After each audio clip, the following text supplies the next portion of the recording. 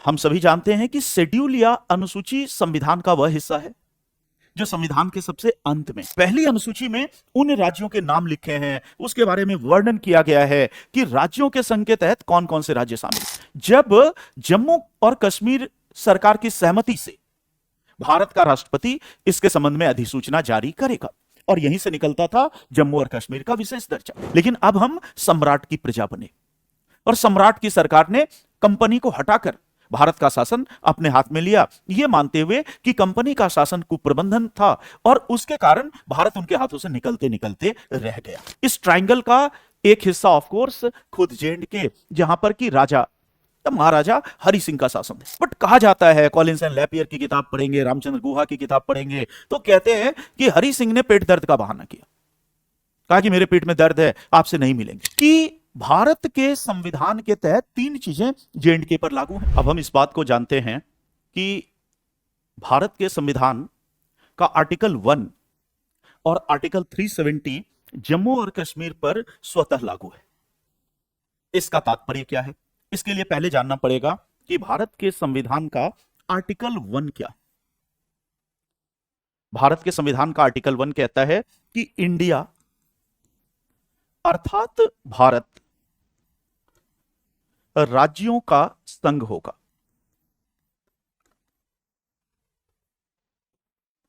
India अर्थात भारत राज्यों का संघ होगा, यूनियन ऑफ स्टेट्स होगा।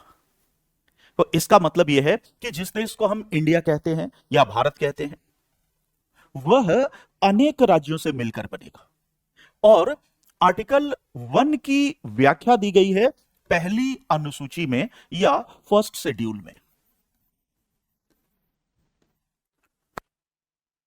हम सभी जानते हैं कि शेड्यूल या अनुसूची संविधान का वह हिस्सा है जो संविधान के सबसे अंत में और जिसमें संविधान के कुछ प्रावधानों, कुछ आर्टिकल्स, कुछ क्लॉज, कुछ सब क्लॉज की व्याख्या दी गई। तो आर्टिकल 1 की व्याख्या है पहली अनुसूची में।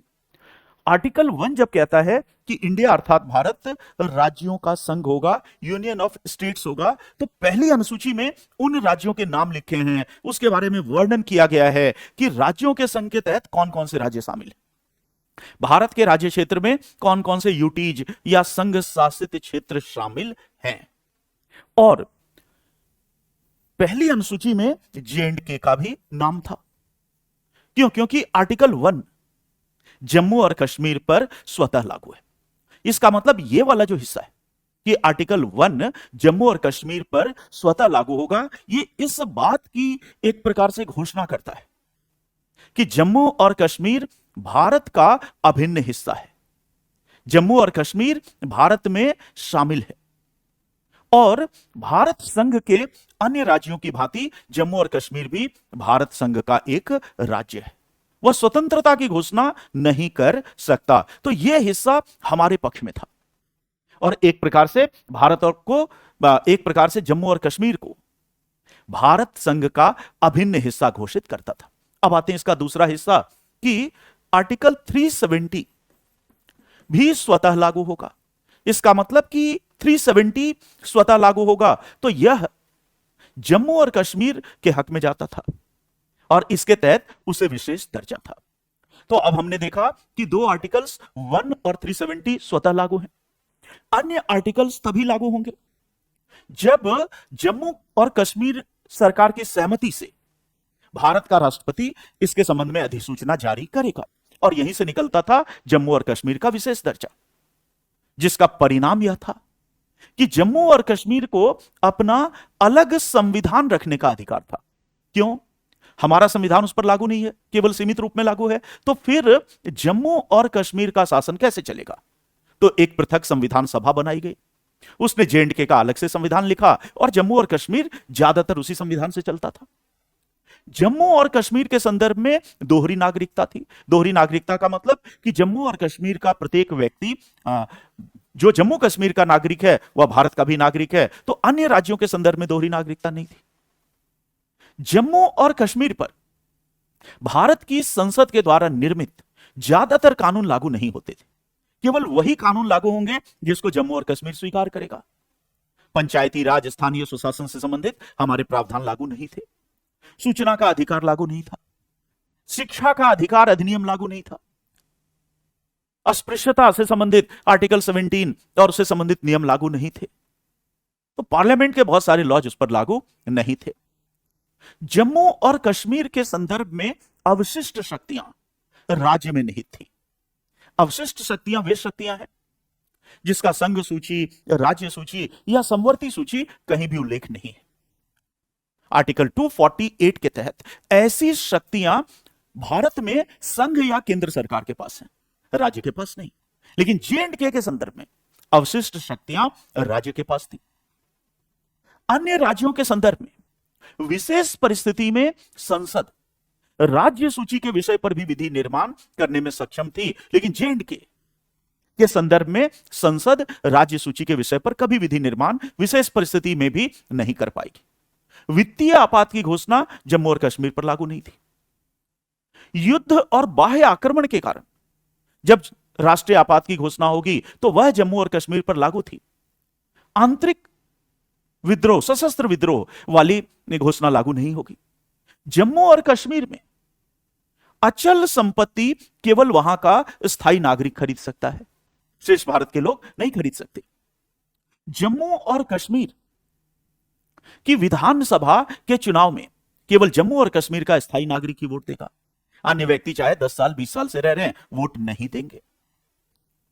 यदि जम्मू और कश्मीर की महिला जम्मू और कश्मीर के स्थायी नागरिक को छोड़कर किसी अन्य से विवाह कर ले, मान लो कि पंजाब के किसी व्यक्ति से विवाह कर ले, तो उसके बच्चों को जम्मू और कश्मीर की स्थायी नागरिकता नहीं मिलेगी। जम्मू और कश्मीर में नौकरियों में जम्मू और कश्मीर के लोगों को प्राथमिकता मिलेगी। कहने का मतलब है कि ऐसे ढेर सारे प्रावधान थे जहां अन्य राज्यों की तुलना में जम्मू और कश्मीर की स्थिति विशिष्ट थी, और इसी को कहते हैं जम्मू और कश्मीर का विशेष दर्जा। आज के इस लेक्चर में मैंने पीपीटी का बहुत प्रयोग किया है, क्योंकि एग्जाम ओरिएंटेड ये चैनल है हमारा, और हमेशा इस चैनल में इस बात का ध्यान रखा जाता है कि गुणवत्ता प्राथमिक हो। इसीलिए देखो वीडियो जाने में बहुत देर होती है, क्योंकि जब तक मैं संतुष्ट ना हो लूं कि मैं वीडियो बनाने के लायक हो चुका हूं इस टॉपिक पर, तब तक मैं वीडियो नहीं बनाता हूं। वीडियो बहुत देर में आता है, लेकिन जो भी आता है वह दुरुस्त आता है।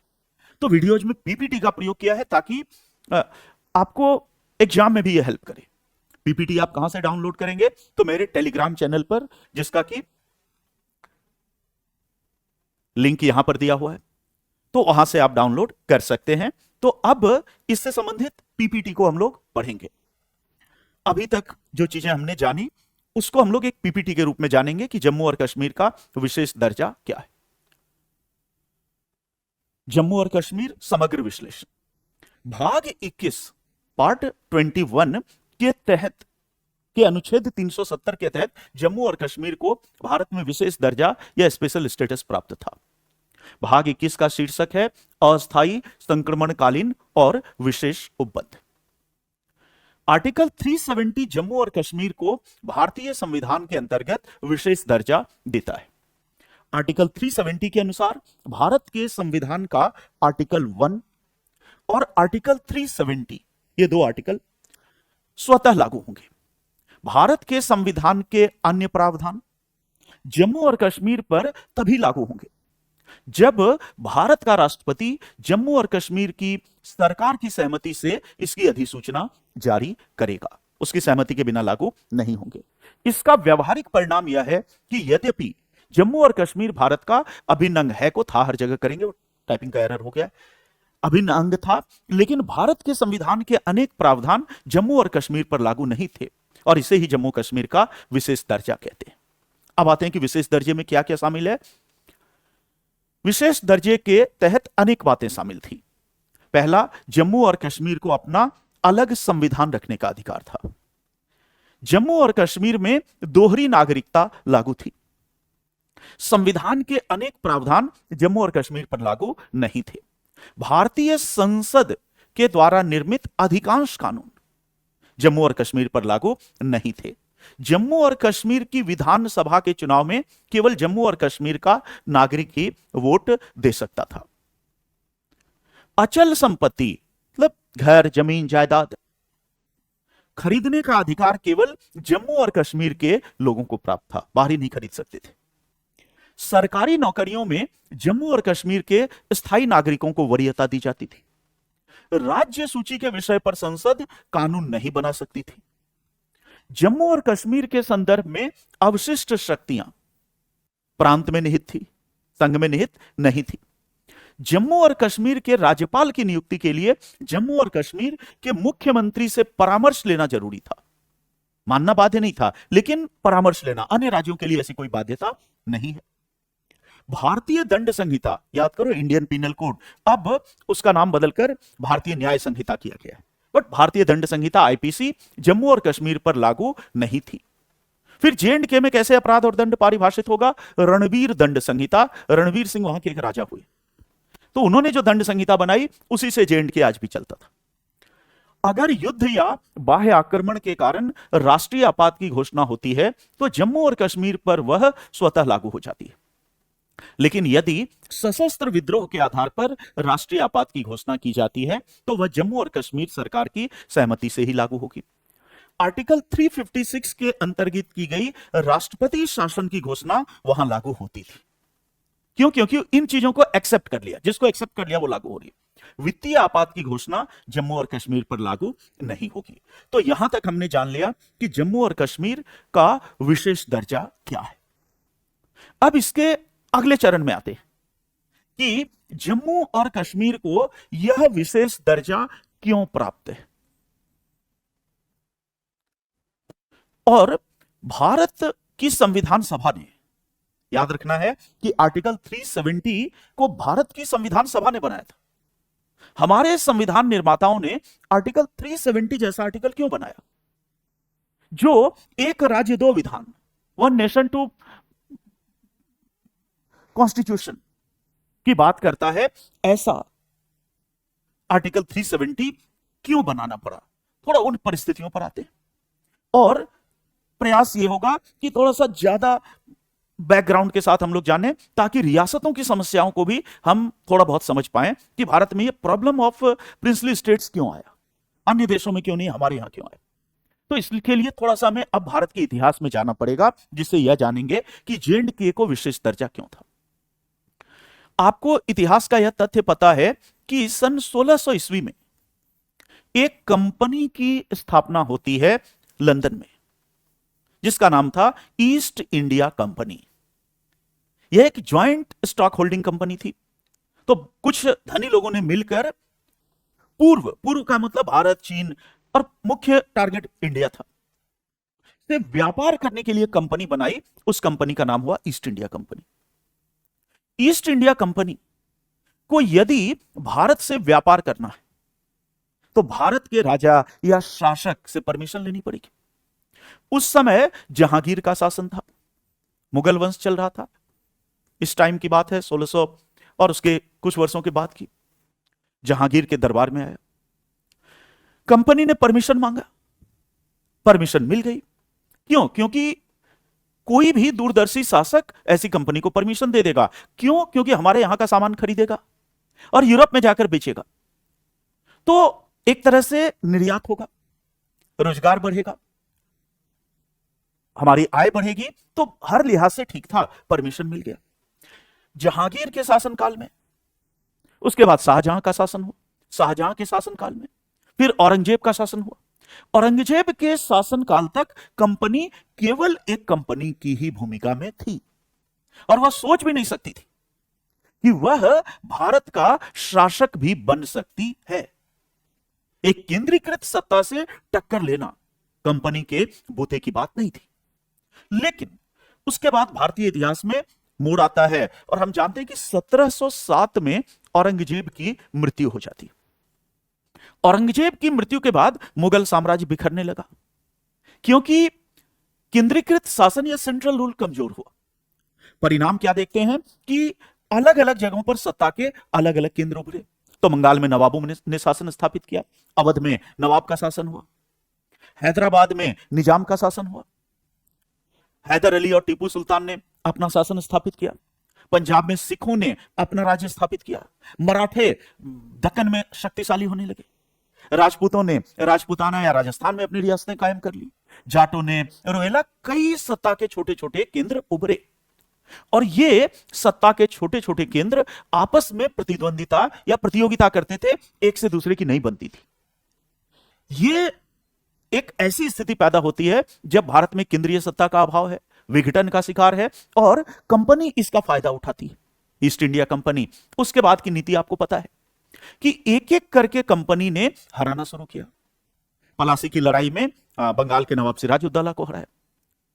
बक्सर की लड़ाई में उसके बाद मुगल बादशाह शाह आलम, बंगाल का नवाब और अवध के नवाब की संयुक्त सेना को हराया। टीपू सुल्तान को हराया अलग, मराठों को हराया अलग अलग। वो एक एक करके भारत को जीतने लगे। तो विजय के द्वारा अब वे कंपनी का शासन आने लगा। इसके अलावा हम सभी जानते हैं कि लॉर्ड डलहौजी ने हड़प नीति या विलय नीति, डॉक्ट्रिन ऑफ लैप्स, लागू किया। उद्देश्य क्या है कि जिस राजा या शासक की अपनी संतान नहीं है तो दत्तक होने पर, या अपनी संतान अगर नहीं है तो राज्य का विलय कर लिया जाता था। दत्तक का अधिकार नहीं था। येन किन प्रकारेण भारत को अपने शासन में लेना चाहते थे।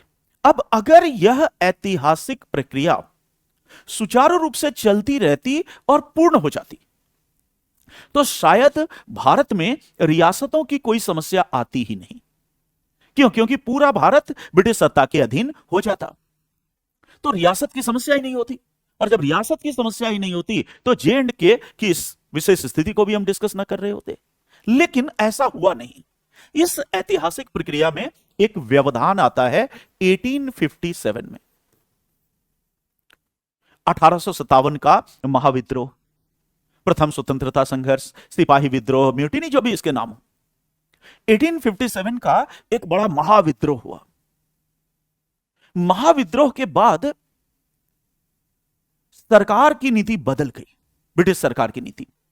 अब उन्होंने कंपनी के हाथ से शासन अपने पास ले लिया और अब भारत वास्तव में ब्रिटिश साम्राज्य का गुलाम बना। तो पहले हम कंपनी के गुलाम थे, लेकिन अब हम सम्राट की प्रजा बने और सम्राट की सरकार ने कंपनी को हटाकर भारत का शासन अपने हाथ में लिया, यह मानते हुए कि कंपनी का शासन कुप्रबंधन था और उसके कारण भारत उनके हाथों से निकलते निकलते रह गया।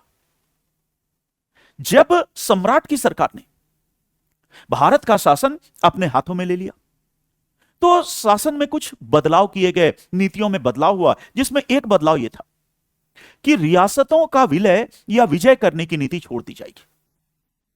क्योंकि 1857 के रिवोल्ट में यह देखा गया कि कई बड़ी रियासतों ने अंग्रेजों का साथ दिया था और विद्रोह को दबाने में उन रियासतों की भूमिका बहुत महत्वपूर्ण थी। कुछ रियासतों ने बगावत भी की थी, लेकिन बड़ी रियासतें, मराठा रियासतें, सिंधिया, इन लोगों ने विद्रोह को दबाने में सहायता की थी। तो अब अंग्रेज ये सोचते हैं कि हमें सहायक के रूप में ये होंगे और जब कभी भविष्य में हमारे अस्तित्व पर संकट आएगा तो ये हमारी सहायता करेंगे। इसके लिए जरूरी है कि उनको अपने साथ ऐसे जोड़ो कि उनके हित, मतलब रियासतों के हित, जो बची हुई रियासतें, और अंग्रेजों के हित एक हो जाए। तो अब यह सवाल उठा कि जो बची हुई रियासतें रह गई और सम्राट की जो सरकार है, मतलब ब्रिटिश साम्राज्य, उसके बीच का संबंध कैसे चलेगा। तो वहां पर एक कॉन्सेप्ट लाया गया, एक संधि की गई जिसको कहते हैं परमोच्चता की संधि, ट्रीटी ऑफ पारामाउंटसी, परमोच्चता की संधि। किसके किसके बीच हुई? सम्राट की सरकार और रियासत के शासक के बीच। परमोच्चता एक विशिष्ट स्थिति थी जो संप्रभुता और गुलामी के बीच में थी। संप्रभुता, सॉवरेंटी का मतलब पूर्ण आजादी। परमोच्चता या पारामाउंटसी का मतलब पूर्ण आजादी नहीं है, लेकिन आंतरिक मामलों में निर्णय लेने की स्वतंत्रता शासक को होगी। तो यहां पर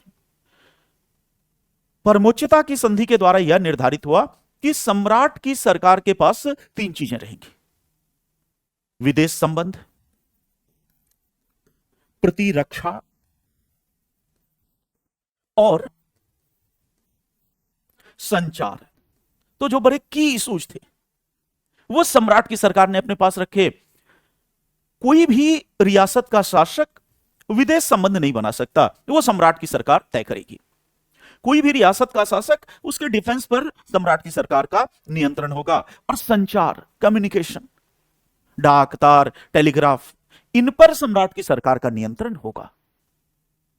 और शेष विषय, इसका मतलब आंतरिक प्रशासन पूरी तरह शासक के हाथ में होगा और उसमें सम्राट की सरकार या उसके अधिकारी हस्तक्षेप नहीं करेंगे।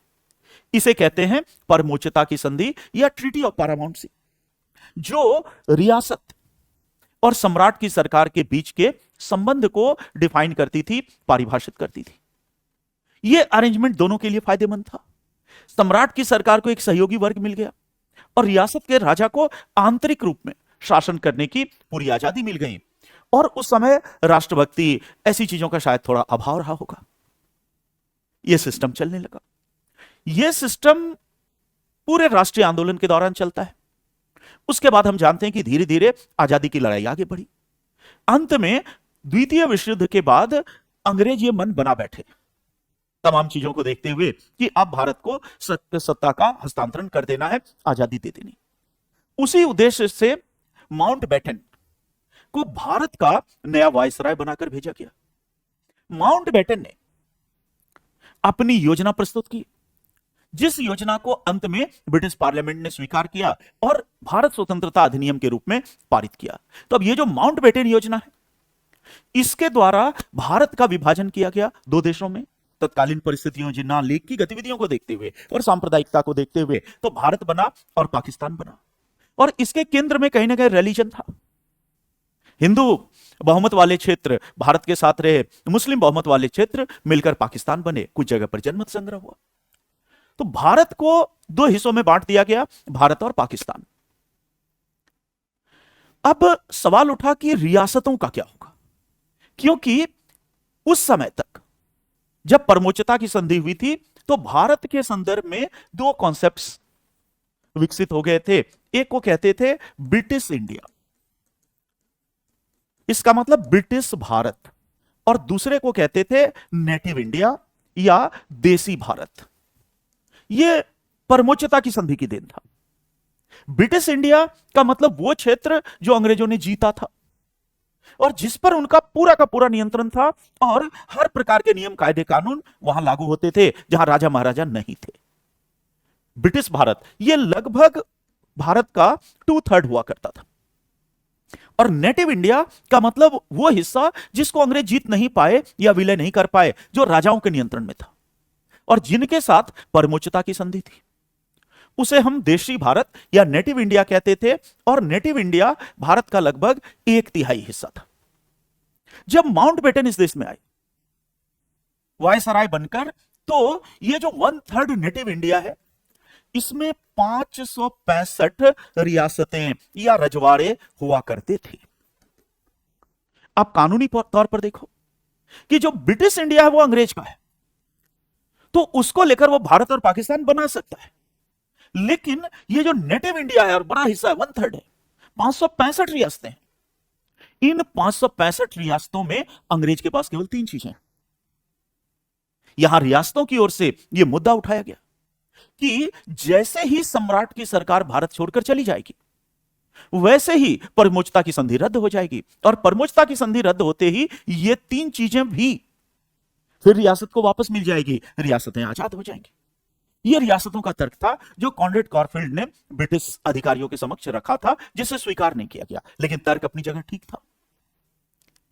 तब माउंटबेटन योजना में यह निर्णय लिया गया कि रियासतों का विलय भारत या पाकिस्तान में होगा, और भारत में रियासत मिलेगी या पाकिस्तान में रियासत मिलेगी, यह निर्णय रियासत के शासक के द्वारा लिया जाएगा। जनमत संग्रह का प्रावधान माउंटबेटन योजना में नहीं था, क्योंकि तत्कालीन परिस्थितियों में निष्पक्ष जनमत संग्रह हो पाएगा, इसमें काफी दिक्कतें थी। इसके तहत विलय पत्र बनवाया गया, इंस्ट्रूमेंट ऑफ एक्सेशन जिसे हम कहते हैं, विलय पत्र। और विलय पत्र बनवाया गया, उसकी ढेर सारी प्रतियां या कॉपी करवाई गई और राजाओं को समझाया गया कि आप भारत या पाकिस्तान में किसी एक में विलय करो, और इसके लिए विलय पत्र पर हस्ताक्षर करता था। तो पहले रियासत का शासक हस्ताक्षर करता था, फिर भारत के वायसराय की हैसियत से माउंटबेटन एक्सेप्ट करते थे, रियासत का भारत में विलय हो जाता था। और ज्यादातर रियासतों ने सरदार पटेल और उनके सचिव वीपी मेनन जैसे लोगों के प्रयत्नों के कारण भारत में विलय किया। लेकिन 3 रियासत ऐसी थी जिन्होंने 15 अगस्त 1947 तक भारत में विलय नहीं किया। अब देखो समस्या की शुरुआत होती है। और ये 3 रियासतें कौन हैं? जूनागढ़, जो एक काफी छोटी रियासत थी, वर्तमान गुजरात में इसका क्षेत्र था। हैदराबाद, ये एक बहुत बड़ी रियासत थी, वर्तमान आंध्र प्रदेश तेलंगाना का एरिया। और तीसरा J&K, जो उस समय भारत की सबसे बड़ी रियासत थी। इन्होंने विलय पत्र पर हस्ताक्षर नहीं किया। थोड़ा सा केवल बहुत थोड़ा इनके बारे में जानना होगा, क्योंकि अंत में जब J&K के विशेष दर्जे अन्य प्रावधानों को पढ़ेंगे तो वो चीजें यहां लिंक होगी कि यूएन में भारत का अप्रोच क्या है, नेहरू की योजना क्या थी, उसको समझने में ये हिस्टोरिकल फैक्ट्स मदद करेंगे। केवल इसलिए हम इसको टच करेंगे। जूनागढ़ की स्थिति बड़ी विशिष्ट थी डेमोग्राफिकली, कि यहां नवाब का शासन था। नवाब का नाम था महावत खां। नवाब ऑफ कोर्स मुसलमान था, लेकिन प्रजा हिंदू थी, बहुसंख्यक प्रजा हिंदू है। नवाब मुसलमान है, साइन कौन करेगा? विलय पत्र पर नवाब करेगा। ज्योग्राफिकली देखो तो इंडिया में मिलना चाहिए, क्योंकि गुजरात जो वर्तमान प्रांत है उसमें है, तो भारत के साथ इसकी बाउंड्री लग रही है। लेकिन महावत खान ने पाकिस्तान के साथ विलय पत्र पर हस्ताक्षर कर दिया, तो एक बड़ी ही विचित्र स्थिति उत्पन्न हो गई, क्योंकि स्थल सीमाओं से टच नहीं हो रही है पाकिस्तान की। जल मार्ग से पाकिस्तान आएगा, कैसे अपने उस हिस्से को प्रोटेक्ट करेगा? बट कानूनी तौर पर सही है, क्योंकि शासक को विलय करना है। लेकिन भारत ने इस विलय को स्वीकार नहीं किया। याद रखना, अभी जनमत संग्रह वो सब चीजें आएंगी कि J&K में जनमत संग्रह की बात कहां से आई। भारत ने जूनागढ़ के विलय को स्वीकार नहीं किया, और जूनागढ़ में नवाब पर दबाव डाला गया। नवाब पाकिस्तान चला गया, जितनी संपत्ति ले जा सकता था उसको छूट दी गई, और भारत ने जूनागढ़ में जनमत संग्रह करवाया। इस चीज को हमेशा याद रखना है कि जूनागढ़ में जनमत संग्रह भारत की ओर से करवाया गया। जनमत संग्रह में 99% लोगों ने, 99% भारत के पक्ष में विलय की सहमति थी। थोड़ा सा घालमेल तो यहां पे हुआ, लेकिन डेमोक्रेटिकली ठीक माना गया कि जनता की इच्छा जिधर होगी उधर विलय होगा। यद्यपि कानूनी तौर पर शासक का अधिकार था। जूनागढ़ छोटी रियासत थी, इसको लेकर भी उस समय झगड़ा हुआ, भारत और पाकिस्तान में आरोप प्रत्यारोप लगे, फिर भी स्वीकार हो गया। तो जूनागढ़ का मसला।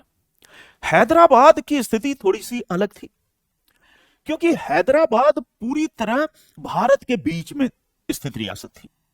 तो हैदराबाद के लिए स्वतंत्र होना व्यवहार में संभव नहीं था, और न पाकिस्तान के साथ विलय करना संभव था।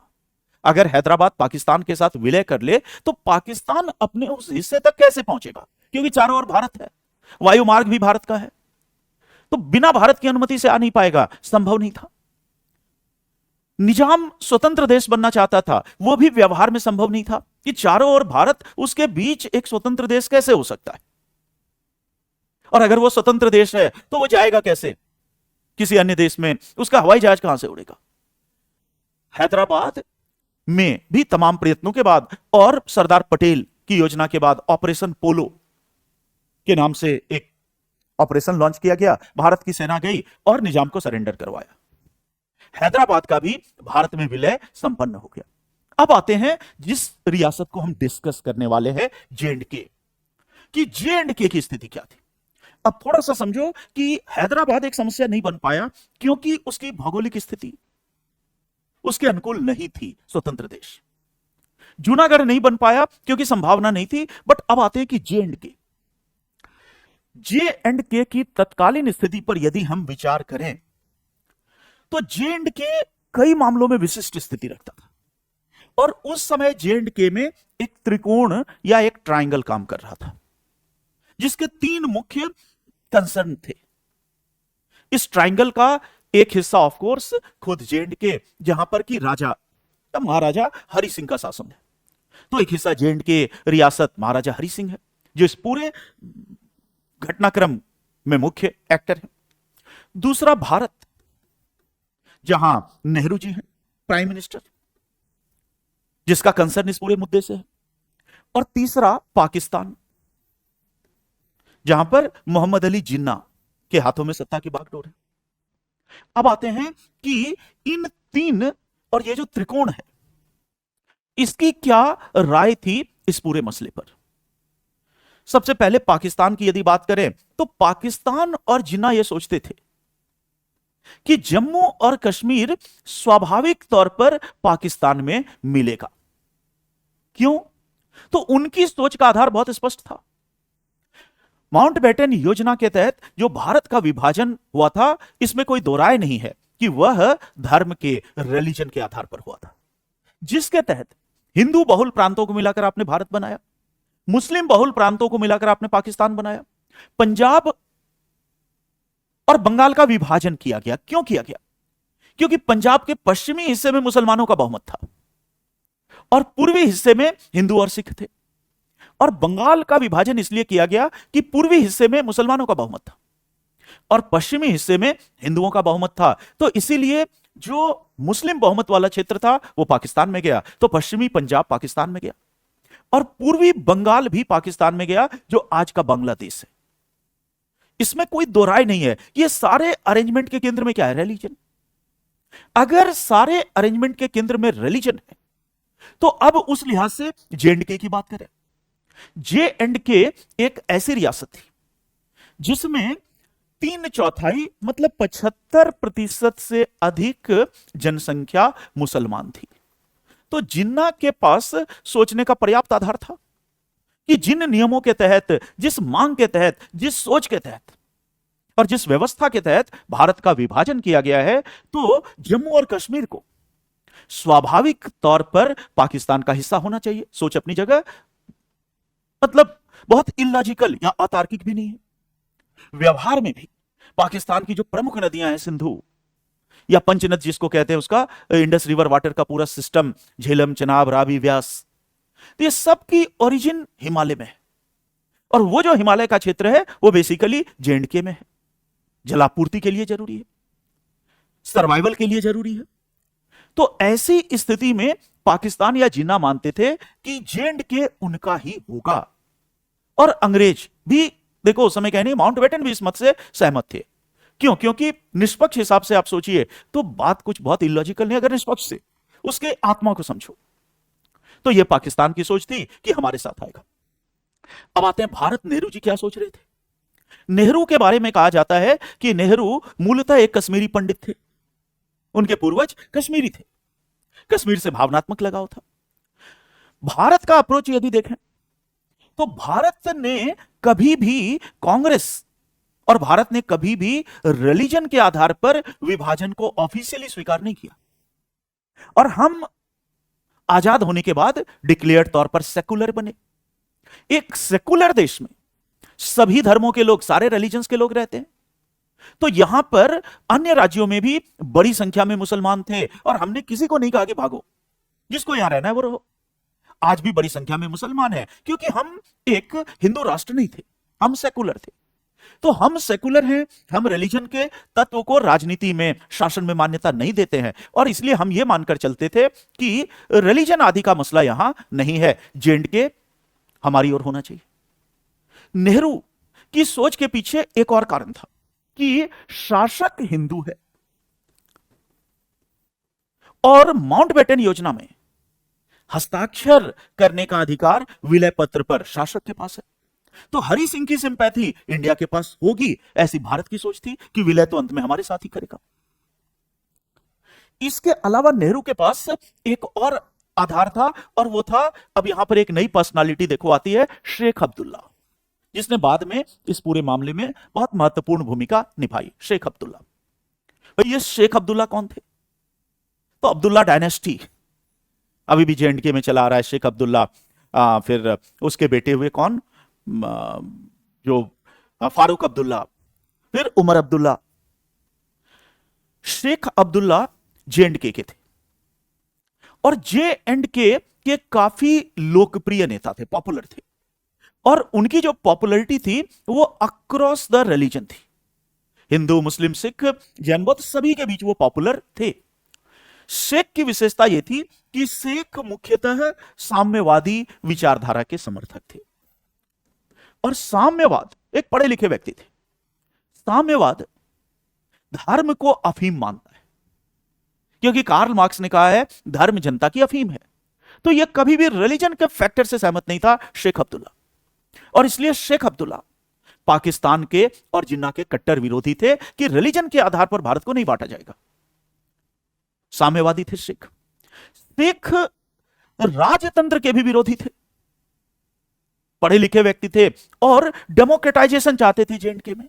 तो वे एक सेकुलर और डेमोक्रेटिक जे.एंड.के चाहते थे। कौन? शेख अब्दुल्ला।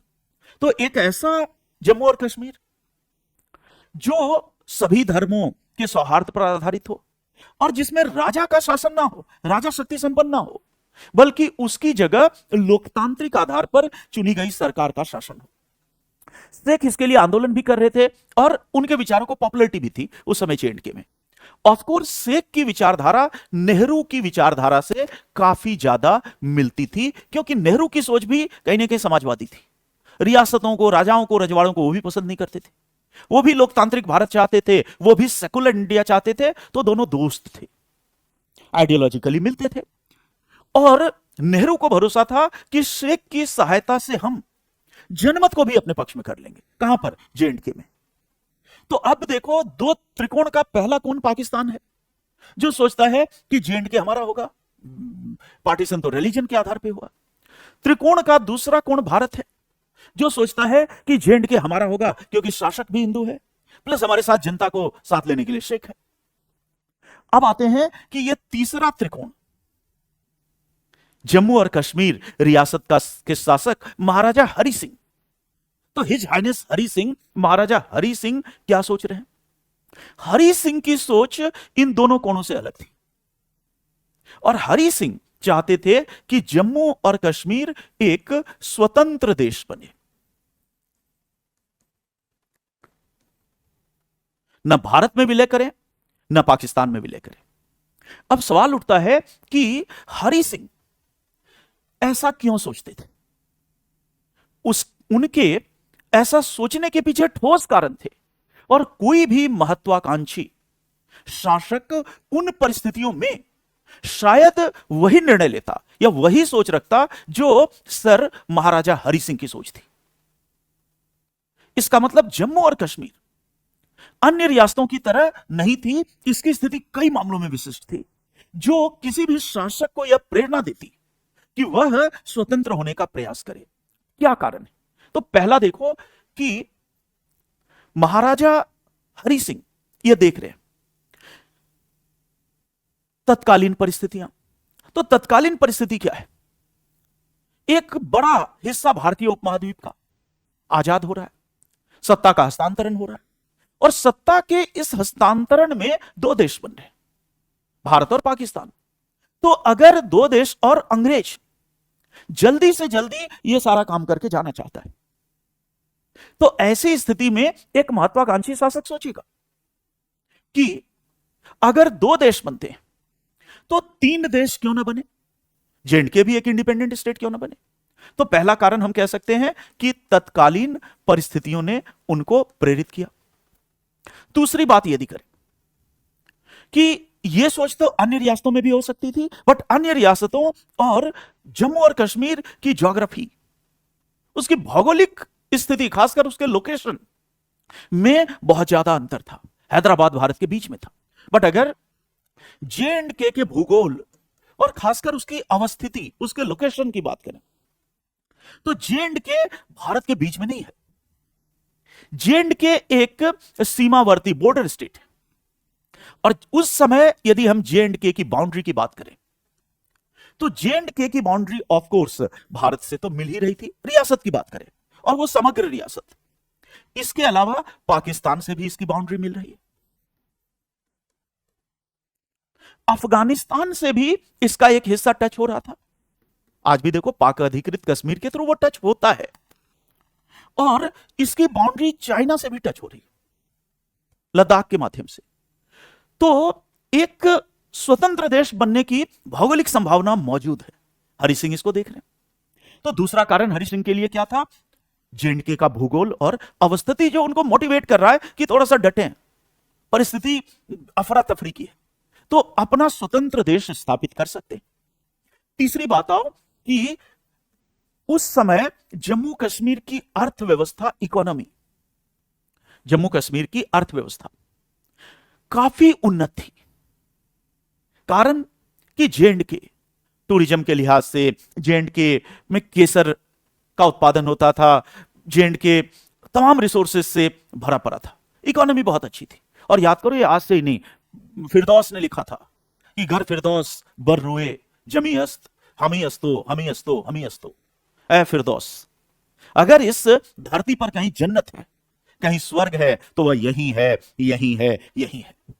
डेवलप्ड इकोनॉमी थी और एक स्वतंत्र देश के सर्वाइवल की शर्त को पूरा कर रहा है। तो हरि सिंह यह भी देख रहा है कि मजबूत है, भूखे नहीं मरेंगे।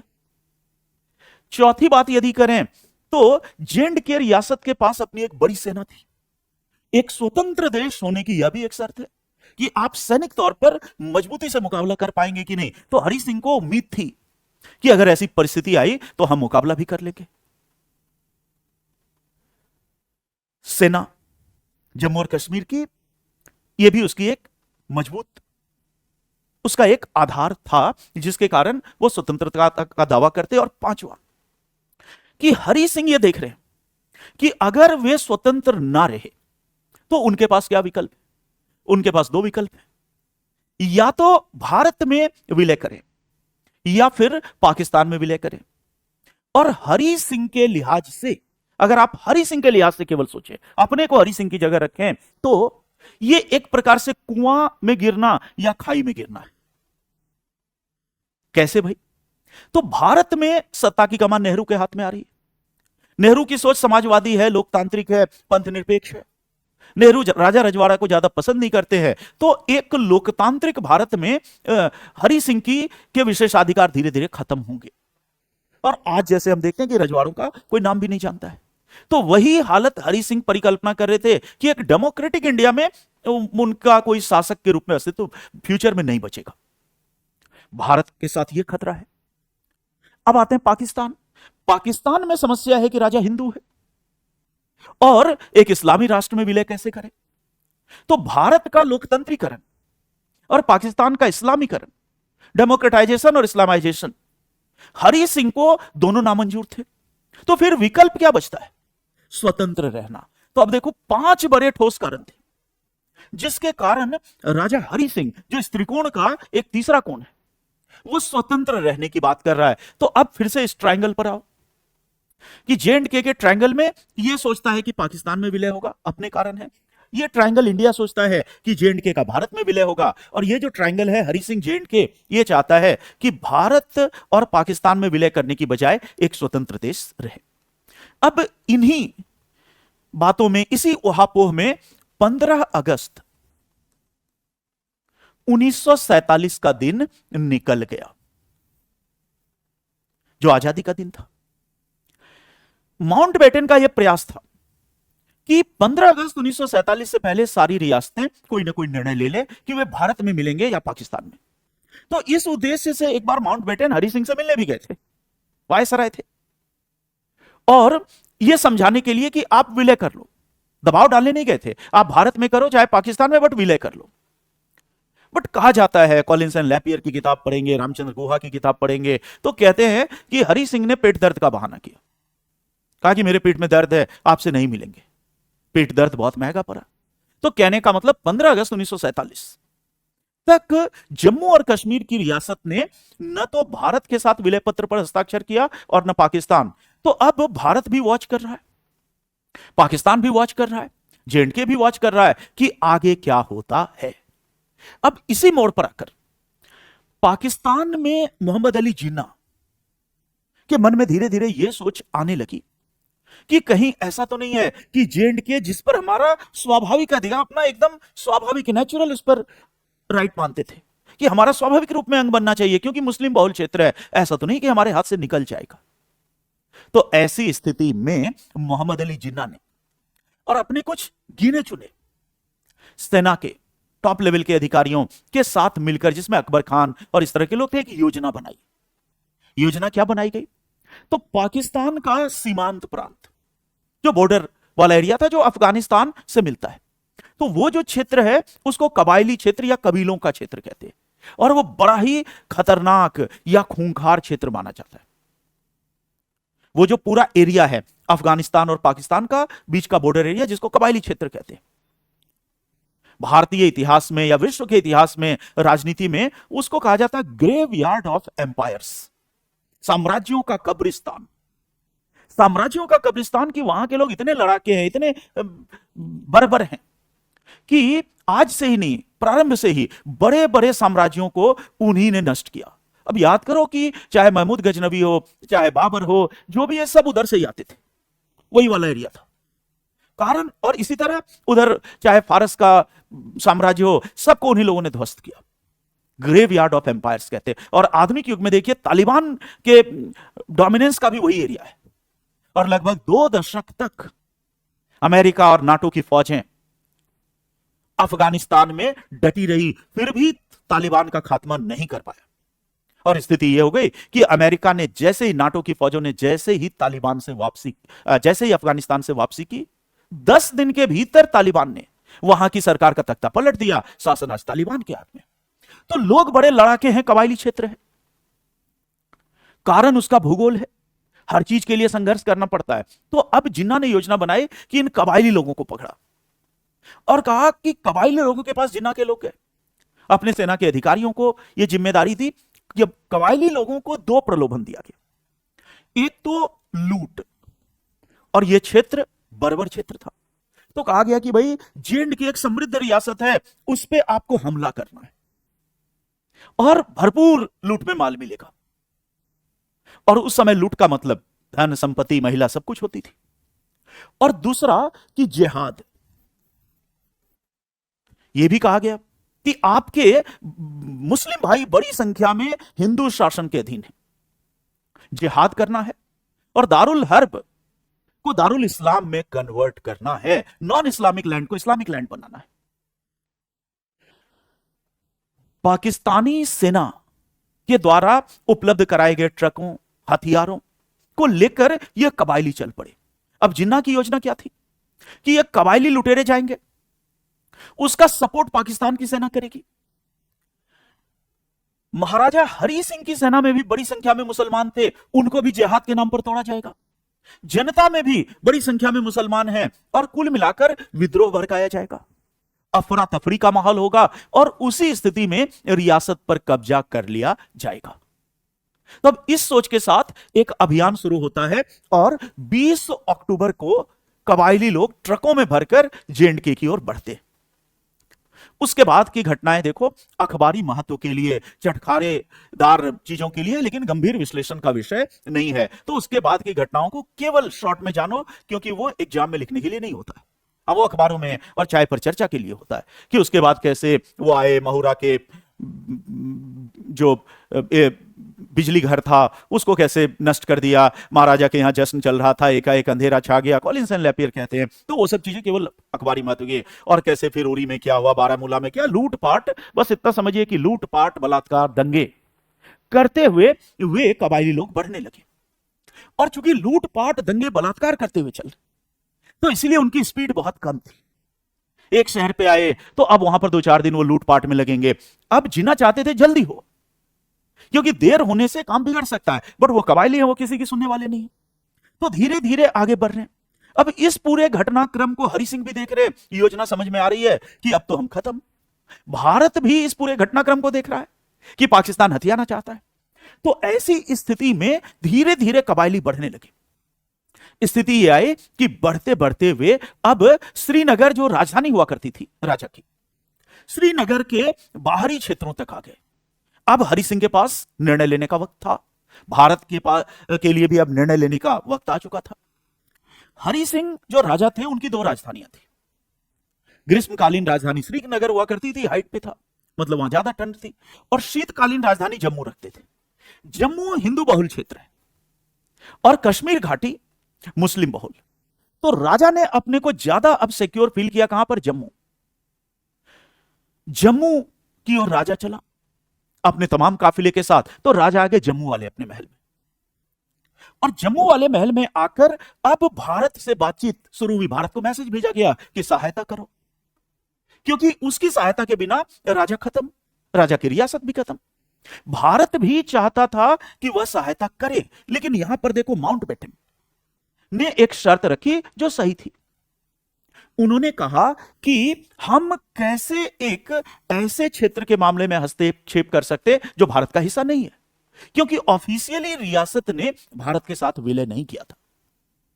तो जब तक हरि सिंह भारत के साथ विलय नहीं करेंगे तब तक भारत इस पूरे मामले में कोई हस्तक्षेप नहीं करेगा। अब हरि सिंह के पास कोई चारा नहीं था, और इसलिए 26 अक्टूबर 1947 को हरि सिंह ने विलय पत्र पर हस्ताक्षर कर दिए, जैसे अन्य राजाओं ने किया था, बिल्कुल उसी तरह कर दिया।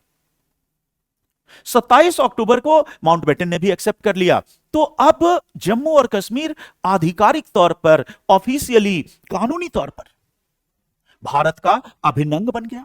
और यह भी समझो कि जम्मू कश्मीर का मतलब संपूर्ण जम्मू कश्मीर, पाक अधिकृत कश्मीर, क्योंकि हरि सिंह ने जिस समय विलय पत्र पर हस्ताक्षर किया था उस समय वह समग्र जे.एंड.के का शासक था। जम्मू कश्मीर भारत का अभिन्न अंग बन गया, और उसके बाद भारत की फौजें आई। उसके बाद देखो कई रोचक घटनाएं हैं कि हरि सिंह ने क्या कहा, वो सब इंपॉर्टेंट नहीं है कि अगर माउंटबेटन इस विलय पत्र पर हस्ताक्षर ना करे तो मुझे सोते में गोली मार देना।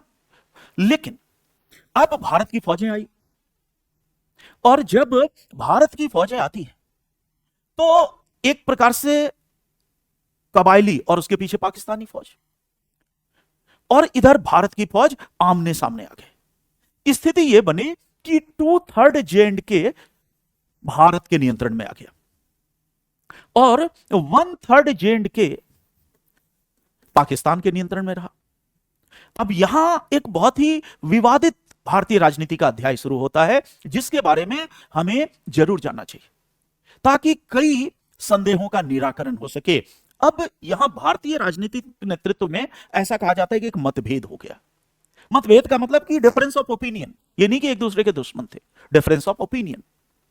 सरदार पटेल का यह मत था कि हमें सैनिक कार्रवाई जारी रखनी चाहिए, और उस समय भारत की सेना पाकिस्तान की सेना से 6 गुना ज्यादा ताकतवर थी, ऐसा सैन्य विशेषज्ञों का आकलन था।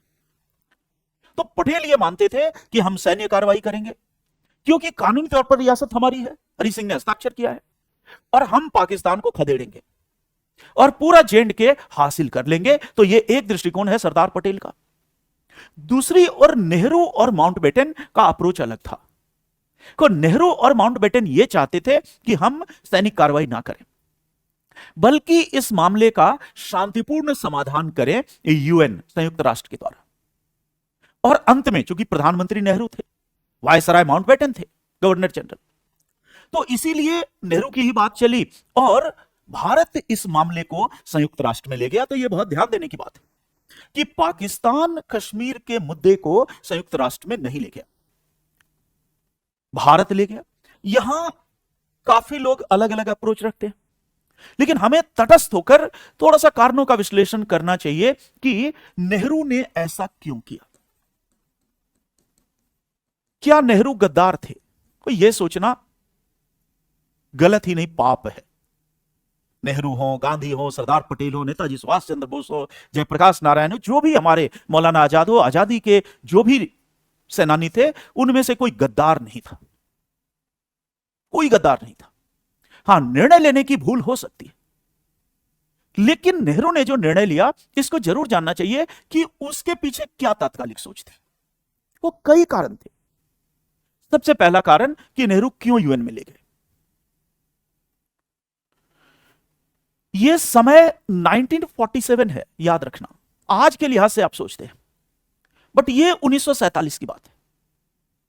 1945 में द्वितीय विश्व युद्ध समाप्त हुआ था, जो मानव इतिहास के अब तक के ज्ञात युद्धों में सबसे भीषण युद्ध था और जिसमें अभी तक के मानव इतिहास में सबसे ज्यादा लोग मारे गए थे।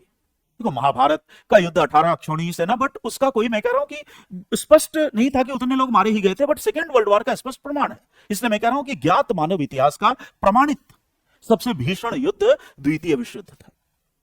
पूरी दुनिया में युद्ध के प्रति एक वितृष्णा का भाव था, पर जब आप दर्शन पढ़ते हैं तो इसी समय अस्तित्ववाद, कई ऐसे दर्शन आते हैं जो युद्ध विरोधी हैं। तो युद्ध को लेकर एक वितृष्णा थी। कोई भी संवेदनशील व्यक्ति इससे प्रभावित नहीं हो सकता था, इससे बच नहीं सकता था। नेहरू एक संवेदनशील व्यक्ति थे और नहीं चाहते थे कि तुरंत एक युद्ध हो। पटेल साहब यथार्थवादी थे, नेहरू में थोड़ा सा आदर्शवाद था, संवेदनशीलता ज्यादा थी। तो एक तो हम कह सकते हैं कि ये उस तरह के कुछ व्यवहारिक कारण भी थे। उस समय की परिस्थितियों की फिर आप परिकल्पना करें तो पार्टीशन हुआ था। विभाजन का परिणाम यह हुआ कि पंजाब का भी विभाजन हुआ और बंगाल का विभाजन हुआ। खास करके पंजाब वाला जो एरिया है, वेस्टर्न अपना इंडिया, तो उसमें शरणार्थियों की समस्या थी। लाखों हिंदू और सिख पाकिस्तान से बेघर होकर भारत आ रहे हैं और लाखों मुसलमान भारत से बेघर होकर पाकिस्तान जा रहे हैं। नफरत इतनी ज्यादा थी सांप्रदायिक कि हमला होता था। और उस समय की परिस्थितियों पर आधारित लिटरेचर पर यह ट्रेन टू पाकिस्तान, खुशवंत सिंह ने किताब लिखी है, कई ऐसी किताबें कि लाशों से भरी हुई ट्रेनें पाकिस्तान से भारत आती थी, भारत से पाकिस्तान जाती थी। ये सरकार नहीं करती थी, वे रास्ते में दंगाई करते थे और उसको नियंत्रित करती थी हमारी सेना। तो हमारी जो पूरी मिलिट्री है वो हमने उस समय कहां लगाई हुई थी, चप्पे चप्पे पे तैनात कर रहे थे कि ये अमानवीय स्थिति ना हो और ये मानवीय त्रासदी, जो मानव इतिहास की एक बड़ी त्रासदी है, वह ठीक से गुजर जाए। कोई भी संवेदनशील व्यक्ति ऐसा ही सोचेगा। अब अगर उसी मोमेंट पर हम एक फुल फ्लेजेड वॉर में घुसते, युद्ध में शामिल होते, तो परिणाम क्या होगा कि आपकी सारी सैनिक, सारी सेना बॉर्डर पे जाएगी, बाउंड्री पे जाएगी, युद्ध होगा और यह समस्या और ज्यादा जटिल होगी। कानूनी तौर पर हमारा दावा मजबूत था, तो एक संभावना थी कि यूएन से पीसफुल हल मिल सकता है और हम मानवीय त्रासदी की भी रक्षा कर सकते हैं। तो दूसरा हम कारण समझ सकते हैं कि नेहरू को इस तथ्य ने बहुत प्रभावित किया। तीसरी बात है कि यूएन की स्थापना 1945 में हुई थी, यह भी याद रखना है। और यह सब कब हो रहा है? 1947। तो उस समय तक यूएन का सही चरित्र सामने नहीं आया था दुनिया के। उस समय यह सिद्ध नहीं हुआ था कि यह शीत युद्ध की राजनीति का शिकार होगा और यहां पर न्याय नहीं मिलेगा, बल्कि एक आशा का वातावरण था कि एक बड़ी संस्था बनी है, यह न्याय देगी, युद्धों को रोकेगी। नेहरू और माउंटबेटन, उनकी यह सोच थी कि यूएन के माध्यम से न्याय मिलेगा। तो अब विकल्प क्या है कि भाई एक तरीका यह कि हम युद्ध करें और शरणार्थी वो सब जटिल समझ, दूसरा कि हमारा पक्ष कानूनी तौर पर मजबूत है और यूएन से पूरी उम्मीद है कि न्याय मिल जाएगा, तो हम क्यों ना शांति का रास्ता चुने। तो एक नेहरू की सोच यह भी थी कि यूएन न्याय दे देगा। अब यहां पर देखो, सोच की गलती है, गद्दारी नहीं है। गद्दार मानना पाप है ऐसे महापुरुषों को, सोच की बात है। उसके बाद क्या है? चौथी बात, माउंटबेटन का रवैया। क्योंकि माउंटबेटन कुछ भी हो, अंत में वह एक अंग्रेज थे और वे ब्रिटिश शासन के प्रतिनिधि थे, यह सबसे ऊपर बात है। अंग्रेजों की नीति क्या है कि इस प्रकार से भारत की समस्या को हल किया जाए कि उनकी एक अंतरराष्ट्रीय साख बची हुई रहे और युद्ध ना हो, सही तरीके से निपटारा हो जाए। अब अंग्रेज के निकलते और माउंटबेटन के होते हुए अगर एक भीषण युद्ध छिड़ जाता तो कहीं ना कहीं ब्रिटेन की छवि भी धूमिल होती।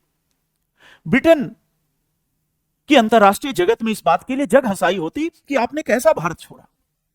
तो माउंटबेटन की योजना भी यह भी थी कि यूएन के माध्यम से पीसफुली समाधान हो जाए, शांतिपूर्ण।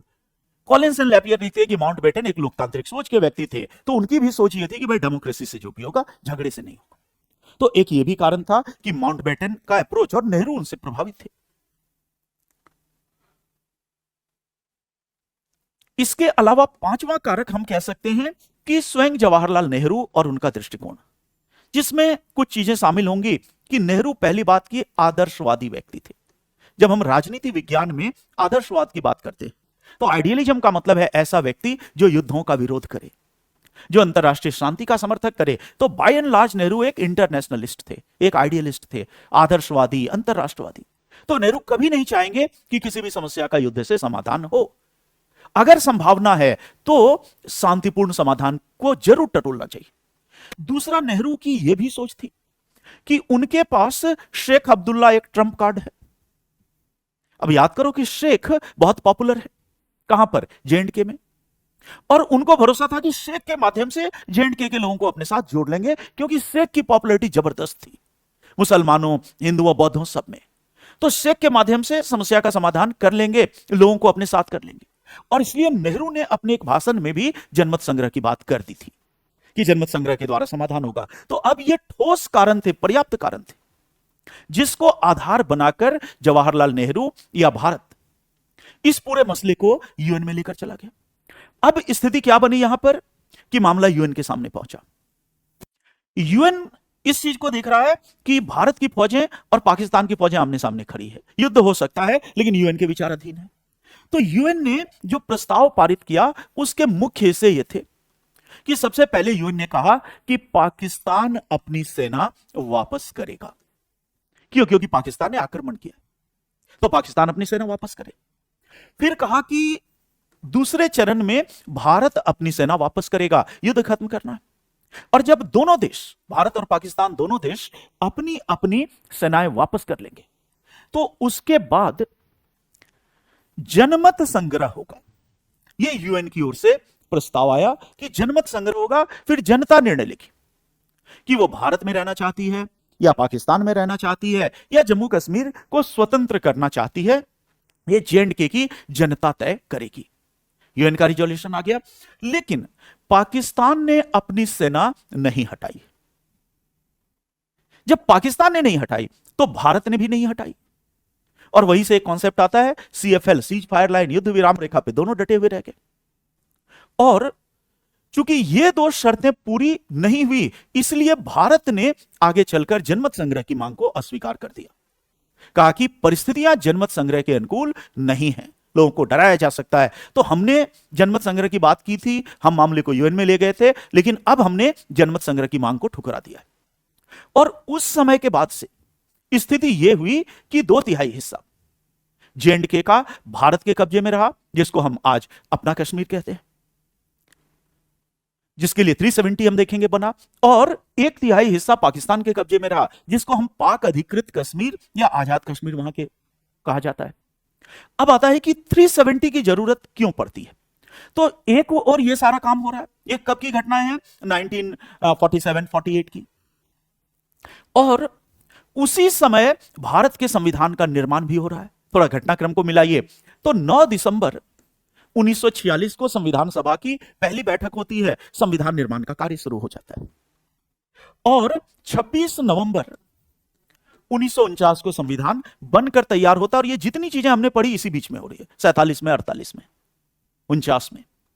तो ऐसी स्थिति में अब भारत के जो संविधान निर्माता हैं वो भी देख रहे हैं। और संविधान निर्माता कौन थे? वही नेहरू, पटेल, डॉक्टर अम्बेडकर, जो इस पूरे घटनाक्रम को देख रहे हैं।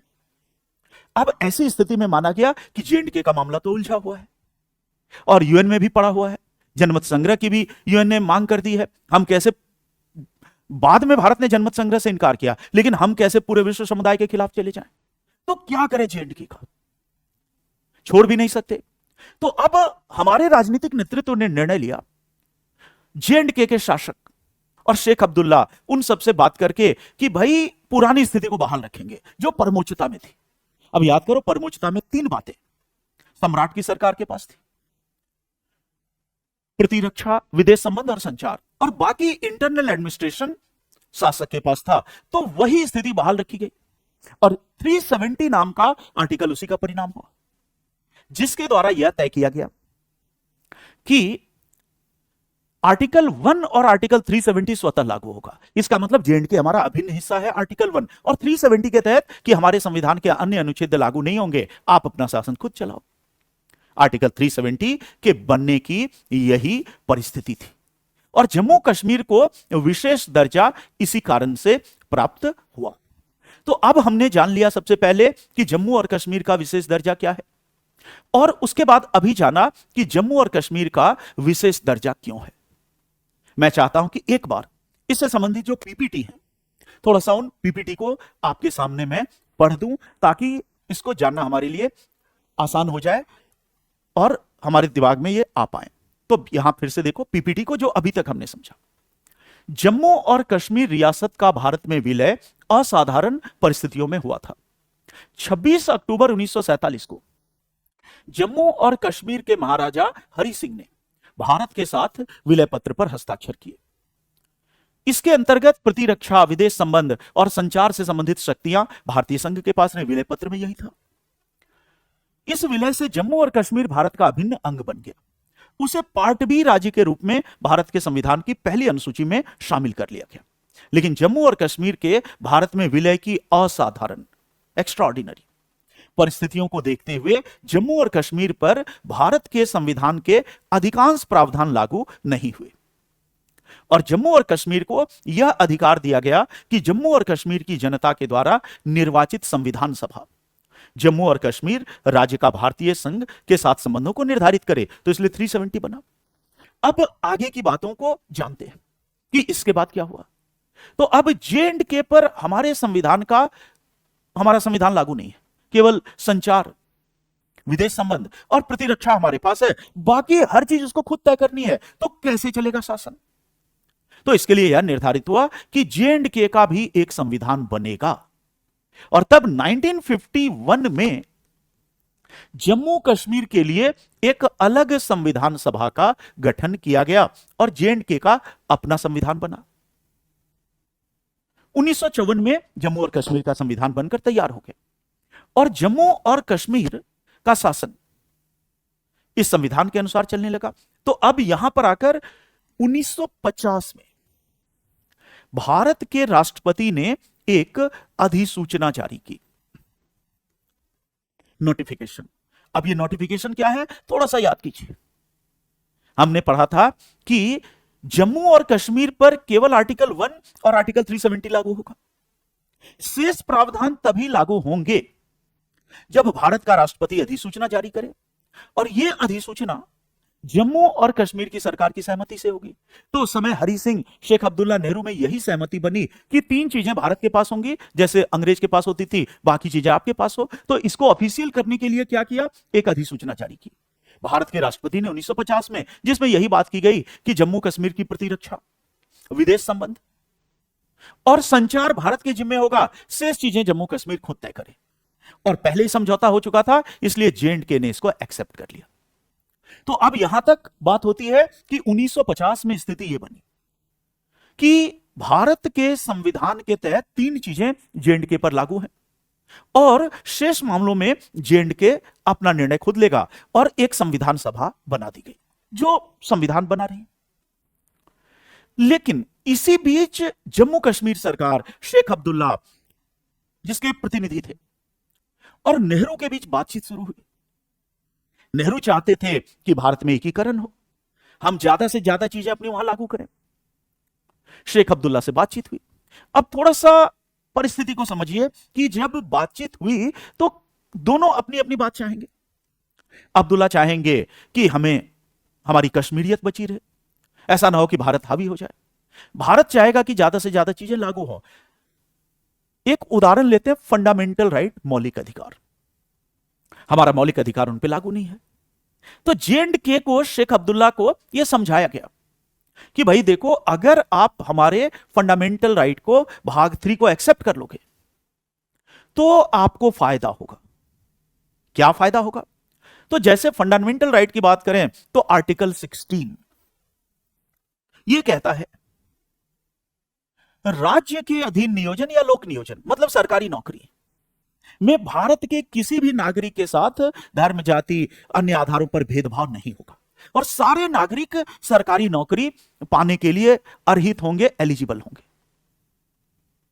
अगर J&K हमारे फंडामेंटल राइट को एक्सेप्ट कर ले तो J&K के युवा के लिए एक अवसर खुलता है कि नहीं? कि वो आईएएस का एग्जाम दे सकता है, साफ एजल दे सकता है, आईएएस बन सकता है, सारी नौकरियों में आ सकता है। तो उनको यह प्रलोभन दिया कि भाई आपको फायदा है। इसी प्रकार आर्टिकल 19 व्यवसाय का, पेशा का, वाणिज्य का अधिकार मौलिक अधिकार है भारत में कहीं भी। तो जेएंडके के लोग भारत में आकर व्यापार कर सकते हैं। तो कहा गया कि भाई अगर आप हमारे संविधान के प्रावधानों को अपनाओगे तो आपको तो फायदा होगा, क्योंकि आपके युवा भारत सरकार की नौकरी, मतलब भारत के अन्य नागरिकों को जो भी फायदे मिल रहे हैं भारत सरकार और संविधान के तहत, वो जेएंडके के व्यक्तियों को भी मिलेंगे।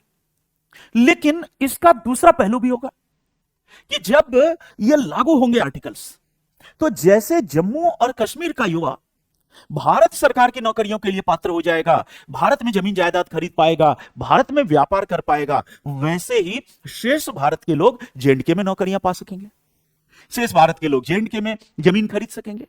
अब यहां पर शेख अब्दुल्ला की चिंता यह थी कि ऐसा ना हो कि कश्मीरियत खत्म हो जाए, और उस समय की परिस्थितियां इसकी ओर इशारा भी कर रही थी। कैसे?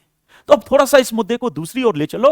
राजनीति विज्ञान में एक पॉलिसी होती है जिसको कहते हैं सेटलमेंट पॉलिसी, बस्तियां बसाने की नीति। सेटलमेंट पॉलिसी एक रणनीति है राजनीति विज्ञान की, जिसका प्रयोग चीन तिब्बत में कर रहा है, सेटलमेंट पॉलिसी, और जिसका प्रयोग इजराइल फिलिस्तीन के क्षेत्र में कर रहा है। क्या है पॉलिसी? तिब्बत में तिब्बती मूल के लोग रहते थे 1954 में, और यह भी कब की बात है? 1954 की बात है। तो जब हमारा देश आजाद, बातचीत उस समय की, तो 1954 में तिब्बत के मुद्दे पर भारत और चीन के बीच समझौता हुआ, और भारत ने तिब्बत को चीन का हिस्सा स्वीकार किया। लेकिन उससे पहले से ही चाइना चाहता था कि तिब्बत के साथ उसका एकीकरण और तिब्बत उसका हिस्सा बन जाए, आज भी चाहता है। तिब्बत के लोग नहीं चाहते थे, वो अपने को आजाद रखना चाहते थे। तो चाइना ने क्या पॉलिसी अपनाई? Settlement policy. सेटलमेंट का मतलब कि चीन के लोगों को तिब्बत में सेटल करो, चीन के ज्यादा से ज्यादा लोगों को तिब्बत में बसाओ, इतने ज्यादा लोगों को बसा दो, जमीन जायदाद खरीद ले, सब कुछ कर ले कि तिब्बती मूल के लोग अल्पसंख्यक हो जाए, चाइनीज मूल के लोग बहुसंख्यक हो जाएं। और जैसे ही चाइनीज बहुसंख्यक हो गए, ऑफ कोर्स उनकी स्वाभाविक भक्ति चाइना के प्रति है, तिब्बत चाइना का हिस्सा हो जाएगा।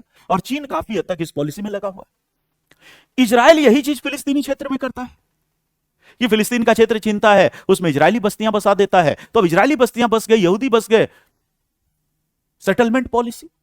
तो अब्दुल्ला को भी यह डर था कि ऐसा तो नहीं है कि अगर हमने भारत के संविधान को स्वीकार किया तो दोनों चीजें हैं। एक तो फायदा भी देख रहा है कि हमारी युवाओं को रोजगार मिल जाएगा, पढ़ा लिखा व्यक्ति है वो, कौन? अब्दुल्ला।